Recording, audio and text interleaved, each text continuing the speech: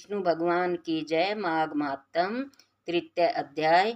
महाराजा दिलीप ने महर्षि वशिष्ठ जी से पूछा, हे गुरुदेव, महर्षि भृगु ने मणि पर्वत पर निवास करने वाले विद्याधरों को किस समय और क्या ज्ञान उपदेश दिया था?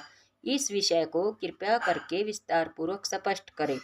फिर वशिष्ठ जी ने उत्तर दिया कि हे राजन, एक समय प्राचीन काल में 12 वर्षों तक वर्षा नहीं हुई। इस प्राकृतिक प्रकोप से धर्म, व्रत, पूजन, हवन तथा संध्योपासना इत्यादि सब समाप्त हो गए। वेद अध्ययन और मंत्रोच्चारण के शब्द भी सुनना पढ़ना बंद हो गया। सभी जीवधारी इस प्राकृतिक प्रकोप से उद्विग्न और अव्यवस्थित होकर अपना नियम और धर्म छोड़ बैठे। संपूर्ण भूमंडल फल, फूल और जल से शून्य हो गया।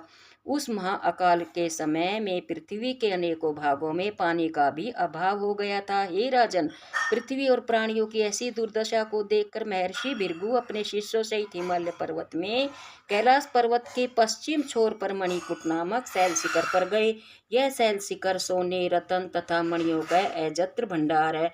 पर्वत की उपत्यका में श्वेत और नीले पत्थर की शिलाएं हैं। उन नीली शिलाओं के नीचे से झांकती सोने के भंडार की रेखाएं काले बादलों में बिजली की रेखाओं जैसी प्रतीत होती है। श्वेत पर्वत स्थान स्थान पर पहाड़ी फूलों, फलों, औषधियों तथा जड़ी बूटियों की उपस्थिति के कारण ऐसा प्रदीप्त हो रहा था मानो साक्षात चंद्रमा ही है।